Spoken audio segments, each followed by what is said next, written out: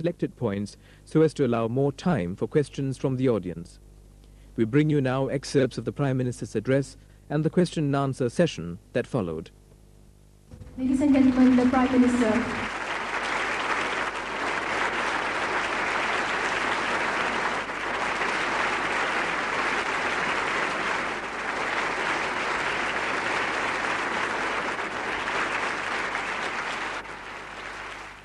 Mr. Chairman, ladies and gentlemen, Singapore has been undergoing its own generation change, both in the leadership and in the electorate. The changes in the international environment will accentuate the changes which were already in motion in Singapore. The younger generation, like you, have not experienced the last war or the Japanese occupation. And an even younger generation does not know of the communist insurgency and subversion or of the communal riots which preceded our separation from Malaysia. In other words, Singapore has a generation with a different view of the future because it has a different understanding of the past and therefore of the world. Yet, despite this change, I believe there will be continuity in most major policies because policies must meet the special needs and problems of Singapore. Its smallness and its geographic relationship vis-à-vis Malaysia and Indonesia. As Napoleon said, states follow the policy of their geography. I may add as an aside that states also have to follow the logic of their demography. However, there has been a change for the better. Both Malaysia and Indonesia have decided to change their economic orientation and to plug into the international grid of free market economies. And Johor and Batam want to plug into Singapore, which can help them plug into this international grid. Now there's an expectation of change when Goh Chok Tong takes over in November. In a number of articles and interviews in foreign newspapers, which were reproduced in Singapore, Goh Chok Tong has reaffirmed his consultative style of government, his consensus seeking, and a looser rein in government. In fact, the style of government has been changing gradually after the general elections in 1984 and markedly after the general elections in 1988. No two persons are exactly the same, not even identical twins, if they've been brought up separately. The largest single difference in style between Goh Chok Tong and me, however, will not be because of differences in temperament or character, but because of his commitment to team leadership. He consults all relevant ministers and other key parties affected before he takes major decisions. On major policy changes, he encourages his ministers to sound out their GPCs and other backbenchers. This means more time is needed for decisions, but it has the advantage that the decisions are composite ones because different interests have been accommodated. However, it increases lobbying since interested parties know and have time to work on ministers and MPs because they know that Goh Chok Tong will consult the other ministers and even affected MPs. But whatever the style, all leaders face this key problem: how to ensure that their final decisions are respected, accepted, and implemented. In an unsettled or revolutionary situation, a leader has got to be both a nice guy and a tough guy, or he wouldn't survive. President Theodore Roosevelt said in 1901 about leaders, "Speak softly and carry a big stick." In tranquil times, leaders have the choice to speak softly and let the people around them, ministers and aides, carry the big stick. For instance, the Tunku always spoke softly. But people took his words seriously because they knew that behind him were Tun Razak, Minister of Defense, and Tun Ismail, Minister for Home Affairs. And each carried a big stick on behalf of the Tunku. President Suharto speaks even more softly than the Tunku. But whoever meets him cannot doubt the strength in the man. Behind the gentle, smiling appearance is or are decisiveness and determination. And it's not necessary for him to carry the big stick because his key ministers and his armed forces chief do not allow the president's rulings to be flouted. Dr. Mahathir is strong in a different way. From time to time, he deliberately chooses to speak a little louder. And his political opponents have discovered that he wields the stick like a Silat master. My point is, whatever the style of leadership, the big stick is necessary to ensure that the rulings of the leader are observed. Because the big stick was not used on the first group of coup leaders in the Philippines, you remember they were let off with 40 push-ups. There has been 5 further coup attempts against Mrs. Aquino. She speaks firmly and even sternly when the occasion called for it, as during the coup attempts. But coup leaders, the coup plotters, do not believe that any of those around her carries a stick big enough to really hurt them. And because they have no fear of the big stick, there is the danger of another coup. My point is, no leader can be a softy and hope to survive. Singaporeans have known Goh Chok Tong for 14 years, since 1976 when he was first elected. He has still to set his style, but my guess is he'll be more like President Suharto than Dr. Mahathir. He may speak softly, but I think he is no softy. Otherwise, he would not have been defense minister for more than 8 years, and nobody doubts that MINDEF is a tightly run outfit. Nor would he have won the support of other members of his team, which includes several who I know are dexterous in the use of the stick. I was encouraged to see how calmly Goh Chok Tong and his team, I'll use the phrase the team after this for the sake of brevity, I mean Goh Chok Tong and his team because he emphasizes teamwork. This team took the flak over the 1987 arrests of the Marxist conspirators and the 1988 re-arrests of several of them. You remember the foreign press and human rights groups were all baying for blood. Had they softened under pressure, Singapore would have been a different place.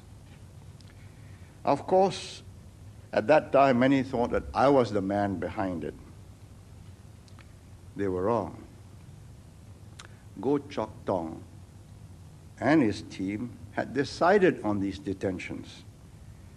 It was also the team that decided to restrict the circulation of the Asian Wall Street Journal and the Far Eastern Economic Review and Asia Week for interfering in Singapore's domestic politics. And they wrote and approved, not I, they wrote and approved most of the letters to the foreign press and made their stand clear in public speeches. The team has shown guts in tackling tough, sensitive, and potentially vote-losing issues. They tackled them because the problems were critical for our survival. I've made a list of them. It's an impressive one. The most, I'll issue it in an appendix, which I hope you'll read in the papers tomorrow. But I think their boldest and the most productive decision was the decision to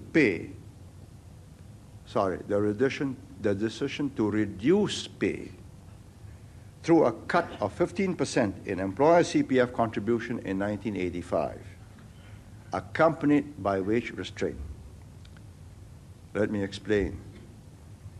The easier way, which they eschewed, was to let the Singapore dollar float downwards.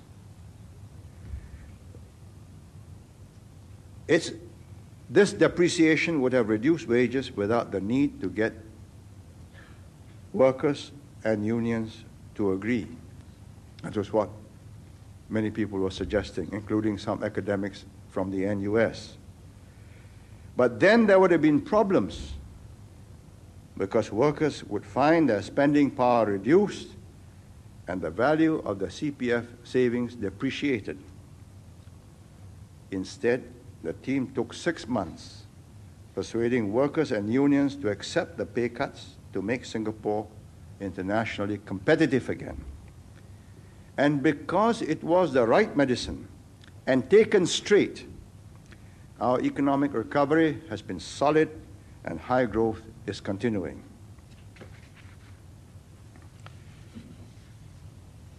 No government implements tough policies for the sake of being tough, not even me. But a government that flinches from tough decisions when the issues are crucial has abdicated its responsibilities and will leave the country in trouble. Many of the policies the team adopted, though initially unpopular, have yielded results and have gained them respect and support. Popular government does not mean a government must be popular in all acts of government. It means that at the end of its term, its policy should have worked well enough to make it possible for it to be popularly re-elected. There are 3 3/4 years before the next elections are due. Again, let me explain. The present Parliament ends 5 years from its first meeting on the 9th of January 1990, not from the last polling day, but from the first meeting of Parliament called after elections. That was 9th of January 1990. It ends on the 9th of January 1994, and elections have to be held within 3 months, which means 9th of April 1994. In these 3 1/4 years, there will be changes in style and changes in pace of government. But I believe there will be continuity in major policies because the underlying factors have not changed. Our basic strengths and our basic weaknesses have not changed. Thank you.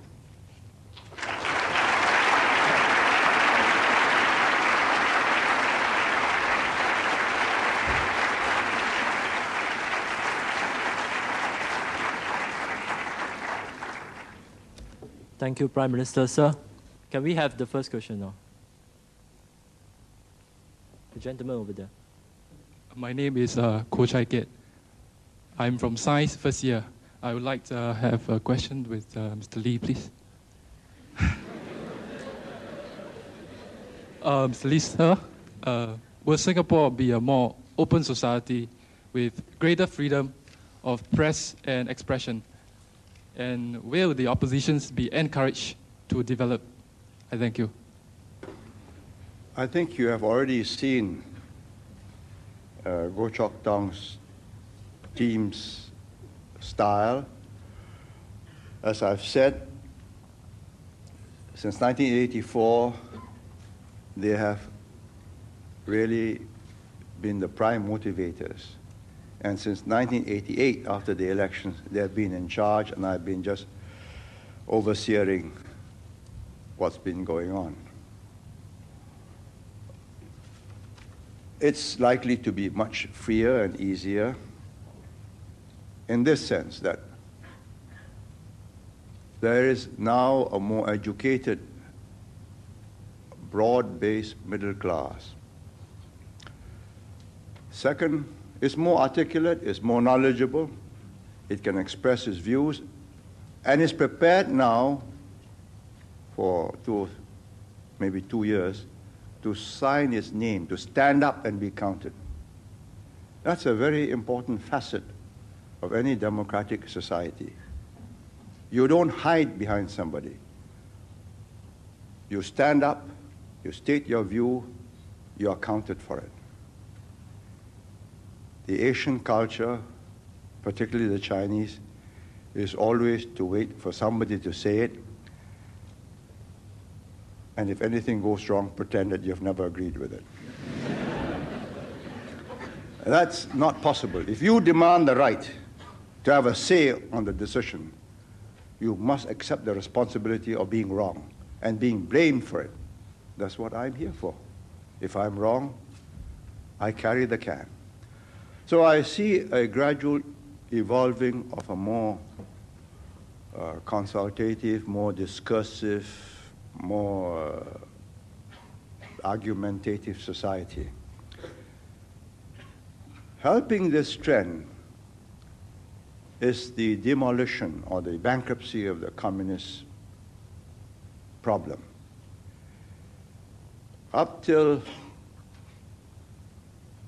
December last year, when the Malayan Communist parties signed an agreement with the Thais and the Malaysians to destroy their arms, subversion and insurrection has always been an aching problem, because we know that in our midst are assassination squads and underground agents. I'm not saying they're going to disappear because they say they've burned their arms, but what I'm saying is they have now acknowledged that it's a failure. Worse for them, it's been demolished worldwide. So a great problem has been removed. But of course, there are certain areas where you venture cautiously. It doesn't mean that we've become a homogeneous society. There are still so many Chinese, Indians, Malays, Eurasians, Pakistanis, and others. People don't like to be called others, but it's a blanket phrase. And they are touchy and sensitive and take offense when points are made inelegantly or untactfully.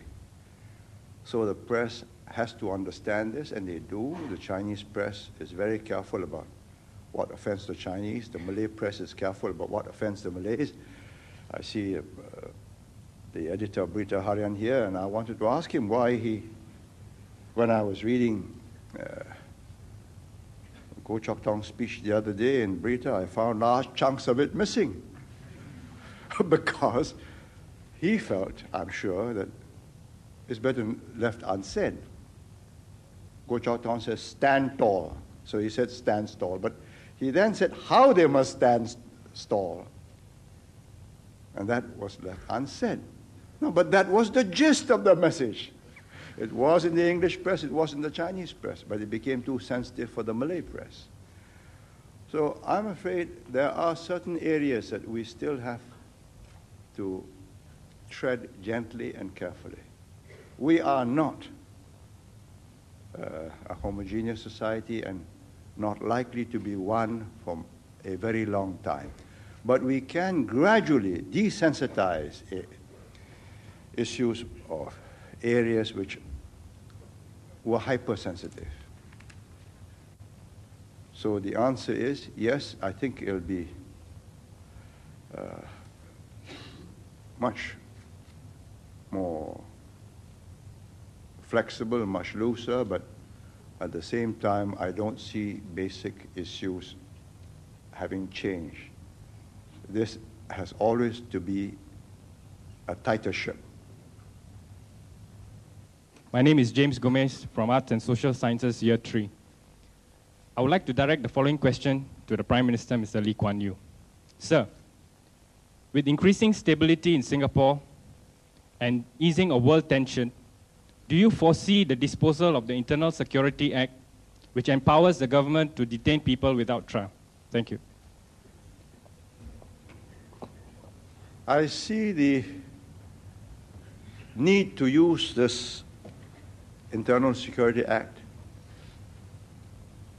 radically reduced because of the communist collapse. I don't think it is likely that they can win new converts or make subversion the same threat. When the myth of invincibility, that history was on their side, they are the wave of the future, they can generate a certain enthusiasm, the urge to bring about spectacular changes in society rapidly, and suck in the idealists, as they did in my generation, and they did in the generations in the 1950s, 60s, and 70s. I think the 80s, they started wobbling, and in the 90s, I believe it's almost impossible. You can get anarchists, you can get Trotskyites, you're not going to get hardline, disciplined communists. But that's not the end of our troubles. You're going to have extremists of various sorts, and we give up these powers at our peril. You know, we arrested 4 mystic types who were collecting weapons of all sorts in preparation for a bloodbath. This was about a year and a half ago, 2 years ago. I can't remember the name of them. They weren't the Silat group. What was the group called? Can you remember? It included 1 police officer. You're going to have this recurring from time to time. People who, fortunately, they are fringe groups. You leave them, they become mainline groups. That's the lesson of Sri Lanka. Every time I read about Sri Lanka, I ask myself, could they not have stopped it before it got to this stage? Because at this stage, it's not stoppable. Jaffna Tamils versus Sinhalese. They have been on the same island for 2,000 years, different parts of it. Jaffna Tamils in the northeast, Sinhalese in the south. The British brought them together.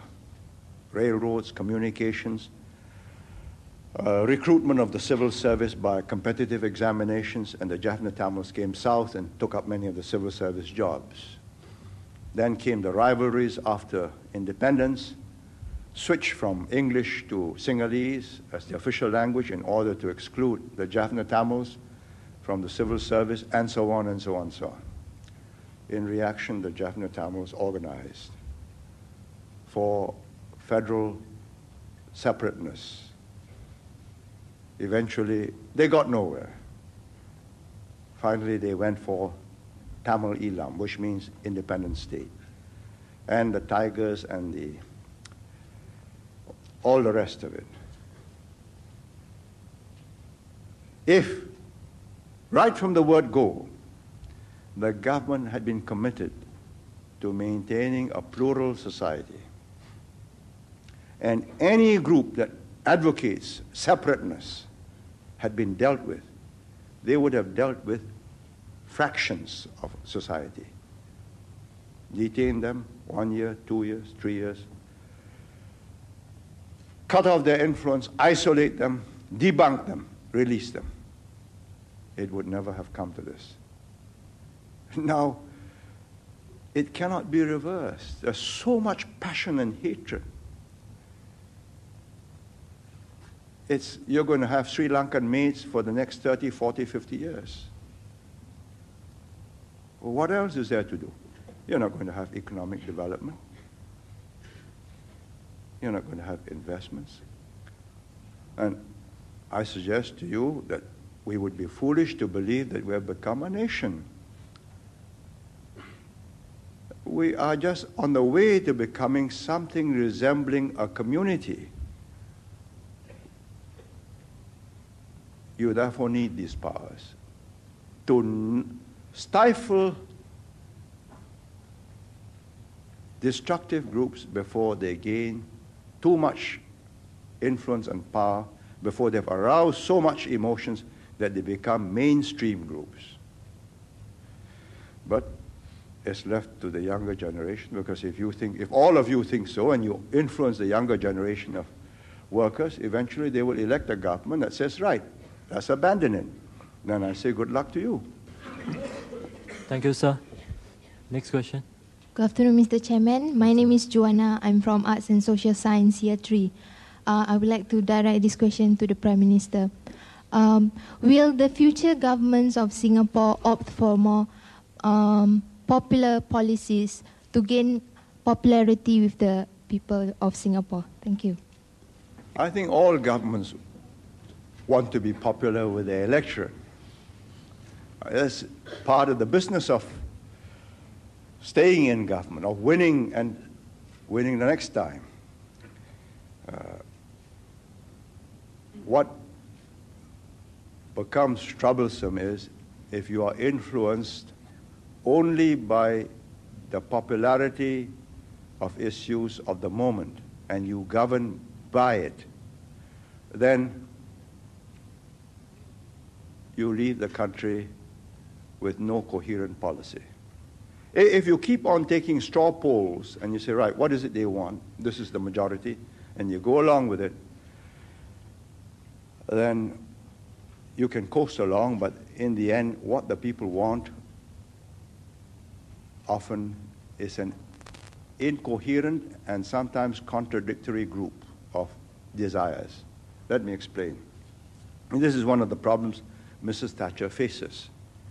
They have taken polls. You know, Mrs. Thatcher wants a more dynamic economy, which means a more dynamic workforce, more entrepreneurs, more keen workers, more productivity consciousness, all the things which we've been advocating. Therefore, she's a great friend of Singapore. That's a fact. I mean, she has been unrestrained in her commendation of what we've been doing because she's been trying to do the same. But the difference between the British society which she inherited and Singapore, which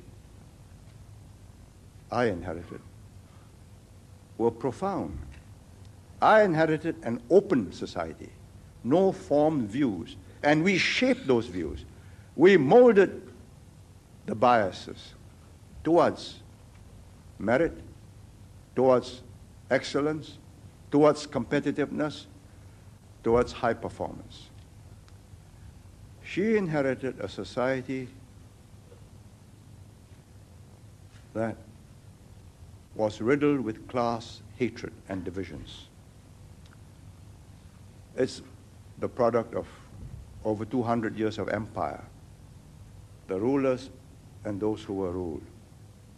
The difference is profound. It's in their upbringing, in their accents, in their dress styles, in their manners and mannerisms. The way you eat with a fork and spoon will show you to be either of the upper class or the lower class. And tremendous underlying resentments. She's been trying to demolish that. But because of this guilt complex of the upper classes, after the war they promised them equality, cradle to grave. Everybody will be looked after. So now they have a health service which is ruinous. Doesn't work. You queue up to have a hip operation for 3, 4, 5 years. Why? Because it's for free. The best doctors have migrated to America, and they used to get doctors from India and Pakistan to make up the numbers in the hospitals, national health hospitals. So the logical answer is more private hospitals where good doctors can charge what they like, what the market will bear. And that's strongly opposed. And when they take straw polls, they discover it's opposed by the majority, including those who could pay for it. See, there's a contradiction. So the public itself wants things which are contradictory because they haven't figured it out. Nobody has said, look, if you want this, this has got to be given up. In other words, to put it simply, if you want a society which is that compassionate, where everybody is entitled to the same medical treatment and the same social benefits when they are unemployed, and so that nobody needs to be in want, then you are not going to have a competitive society, which means you won't have a productive economy. So I believe what you're going to have, I don't know how it will actually work out. You're going to have a lot of proposals presented in a popular form. Then when you look closely at it, you'll find that, in fact, basic objectives are still achieved. You see, it's like this quota system. This is the car quota. This is the result of a long, prolonged discussion, debate, arguments, all sorts of proposals put up.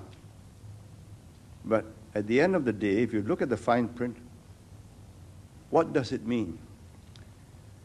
It means that regardless of the rise in incomes, whether it's 8% per annum or 6% per annum, the car population will rise at the rate of 2.5 to 3, at the most 3.5% per annum. So you see the pressures that will build up. The way I solved it was simple. I put it all at the front end. Big, hefty sum, you can overcome that hurdle, you have your car. ARF, and up to 175%, and I would have gone on to 250%. They tried fine-tuning. You know, since they took over in 1984, and especially after 88, they say, let's have user fees. So through user fees, you may be able to increase it by another 5–10% of total cars. I concede that theoretically, that's possible. And if you get the electronic road pricing, you might be able to increase it to about another 10–15% of total car population. But at the end of the day, you either restrict it or you have a logjam. That's a choice you have to make. And their skill will be in convincing you that they have done everything possible to accommodate everybody, but that eventually the desires of different groups conflict, and some groups have to go without. I'm Agnes Tan, third-year law student. My question is, would the Prime Minister, sir, care to comment on the necessity of a national referendum with regards to the elected presidency issue? Thank you.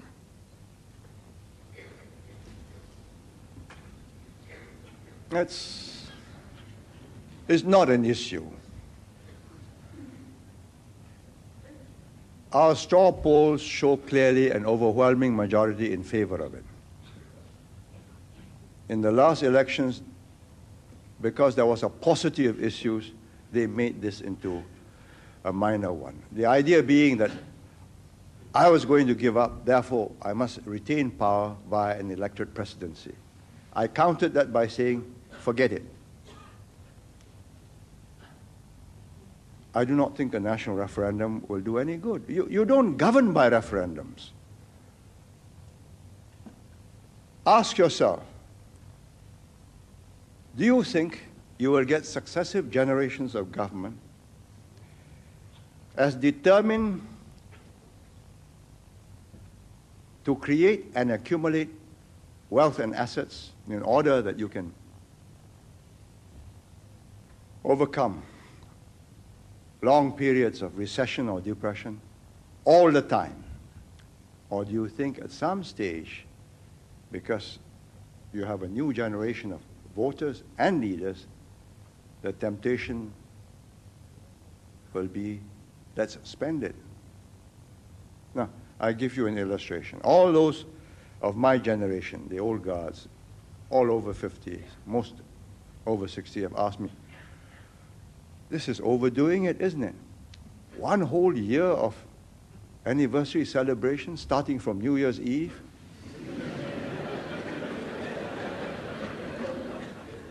That New Year's Eve bash at the new stadium cost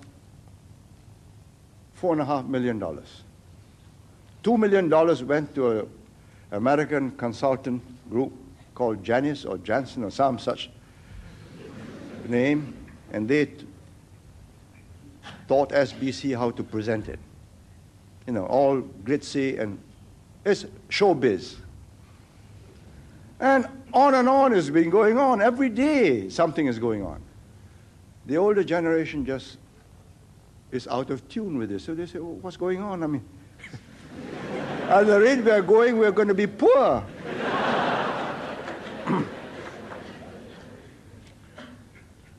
So I tell them, look, that's okay. This is the new team, and they are younger people. And no young man of 30 or 35 or 40 have asked me this question, so they obviously think it's the natural thing to do. So that in itself is an indication of the willingness to spend. I think better have two keys. The president is likely to be an older person. By the nature of the job and the qualifications that he must have, he must either have been a minister or been a chief executive of a company which is on the stock exchange. So he has been in charge of a budget. In other words, he has a different cast of mind, and he will say, look, I don't think this is wise. If you want to do that, raise the tax. You want to put that to a referendum? I'm Goh Sun Huat from Arts and Social Sciences, Year 3. Mr. Chairman, I have a question for the Prime Minister. Does the Prime Minister foresee a decline in religious tolerance in the near future in Singapore? I do not foresee. I have already seen.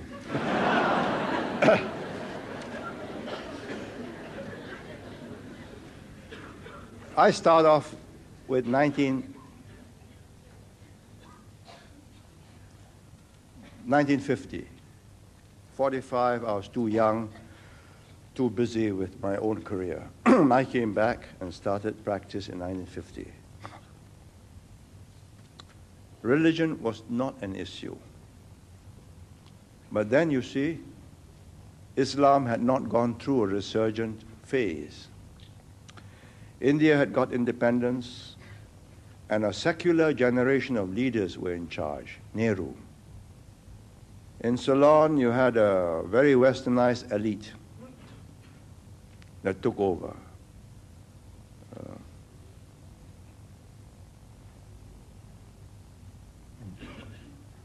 Buddhist nominally, but very accommodating of other religions. And that was the mood throughout the world, and Singapore and Malaysia was part of that milieu. The climate has turned harsher. If you read Mark Tully on his book on India, he's the BBC correspondent in India, he points to Mrs. Indira Gandhi as the person who made India more Hindu. Because according to him, she was faced with a different situation, and she decided to rally the North, which was Hindu, by appealing to the Hindu-ness. Meanwhile, of course, Islam had gone through a resurgent phase. But now it has a political tinge to it. It's a riot about power, about the way the Hindus were governing India at the expense of what Muslims claim to be their rights. I did not expect this to affect Singapore, but it has. A resurgent Islam is a fact of life. A resurgent Christian group going out proselytizing, evangelizing, was totally unexpected. We had always taken a free and liberal attitude. And we assume that people will be sensible and live and let live. But you have this evangelist man called Seward, Nick Seward, some redemption church. What does he call himself? Seward. He says, go out and convert the Muslims. You are entitled to do so by the Constitution. Well, that's not very helpful, is it? It's reached a point where finally the Buddhists came to see me and said, would I open their conference? Because they also feel, what's happening? I thought we were going to live and let live. If this is what is going to happen, I'm going to assert my rights. So I accepted. And he gave me beads and so on. Well, I accepted it. Because nominally I'm a Buddhist.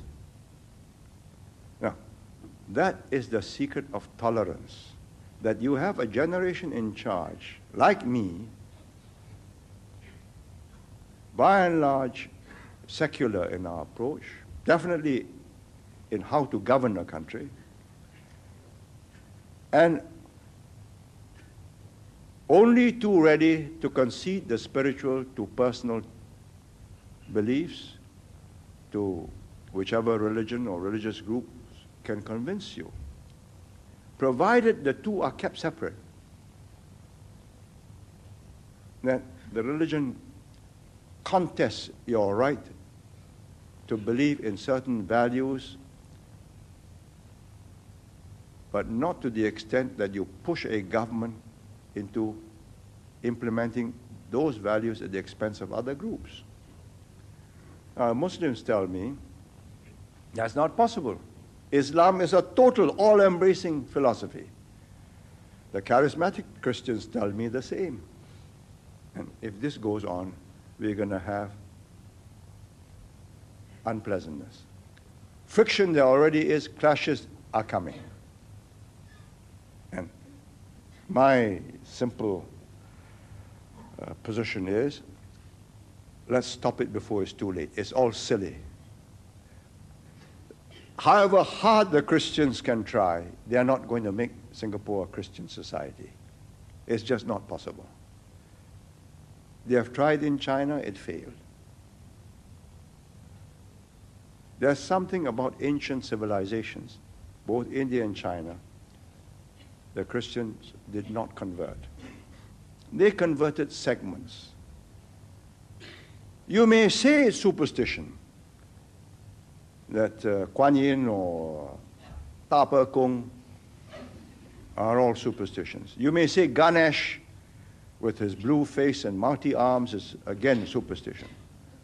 But it's given succor, comfort, relief to successive generations for thousands of years. Who are you to say that your Bible is not superstition? They have converted whole island communities like Fiji. All the native Fijians have become Christians, but not the Indians in Fiji.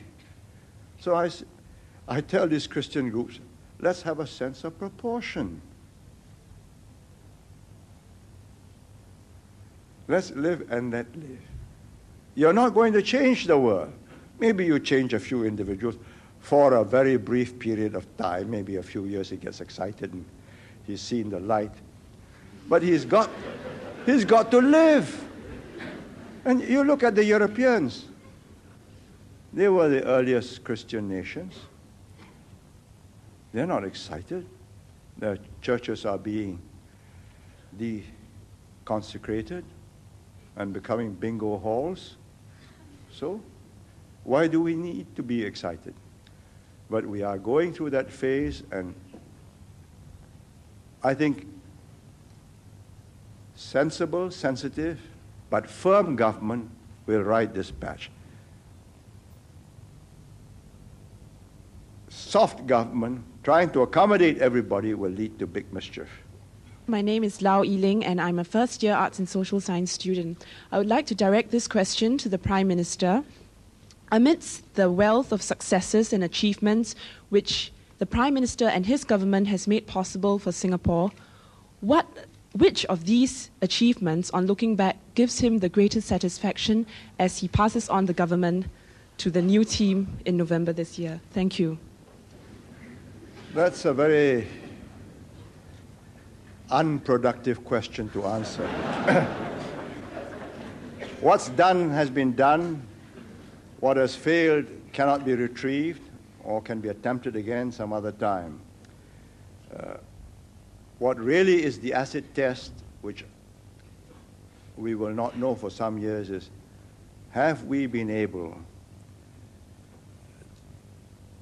to institutionalize the way Singapore has worked successfully in such a way that a less Spartan and determined group of men can still work it. And I hope we have succeeded there, because if we have failed first in institutionalizing many of the things we have done, creating not only the hardware but the software, the training programs that produce the civil servants, that produce the ethos of a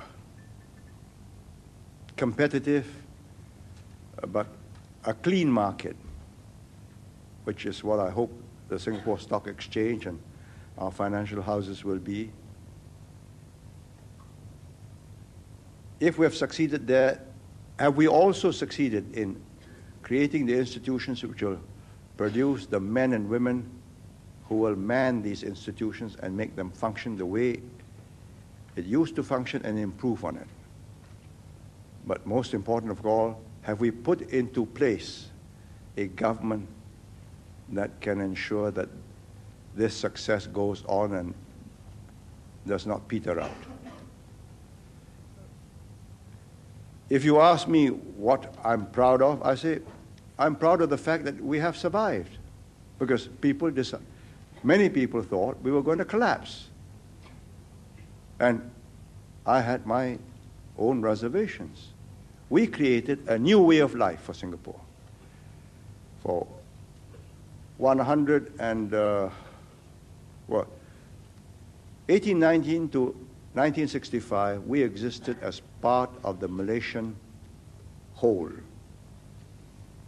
From 1965 till today, we have carved out a different hinterland. The world is our hinterland. We made ourselves relevant to the world. We expected the Malaysians to do what the Indonesians had already done, cut us off. And we had to find a new way of life. And I think that was done, and therefore a success. But that's only half the story. It requires a group of men and institutions to produce successive, more changes, more innovations, more adaptations to fit Singapore to a fast-changing world. The world has never seen a period of greater technological change. It's phenomenal, the way people can travel all over the world, make arrangements in Singapore, pick up your phone, ring up somebody in Frankfurt and says, right, I'll meet you in Paris. It's a different world. And more such changes will take place. Therefore, you need a lively group of men with the agility, with the imagination to seize their chances, like we seized our chances. Everybody today assumes, yes, of course, we are a great, important international junction for aircraft and ships. Are we? We made it an international junction. If you look at the geography, ships, yes, we have to be the point at which you pass from the Indian Ocean to the South China Sea, but not aircraft. If you're going northwards from Europe to Asia, you go through Bangkok. If you're going southwards to Australasia and later on to South America, you can choose either Kuala Lumpur or Jakarta. Why Singapore? We made it a junction. We wrote off in Paya Lebar in 1981, when we shifted to Changi, some $800 million worth of investments for the RSAF. You know, it's like two peas in a can. All we have is one little squadron, and they inherited this big airport. And we had to sink $1 to $2 billion to reclaim land, build the first runway, extend the old RAF runway, build a new runway. The old RAF runway became the slipway, or whatever they call it. New buildings. But we preempted, and we have the best airport with the two best runways in Southeast Asia. It's man-created. It's what comes under competitiveness. You'll miss that. We are still stuck in Paya Lebar. We'll be like Heathrow. You're done for. Others will pass you by. So, if you ask me, I say, the biggest single problem is not the past. That's all done. Have you got men with the vision, the imagination, the powers of analysis, and what finally all adds up to helicopter quality? Can you see the broad picture? See where you are, then zoom in and say, that's my niche. That's where it's going to pay for me.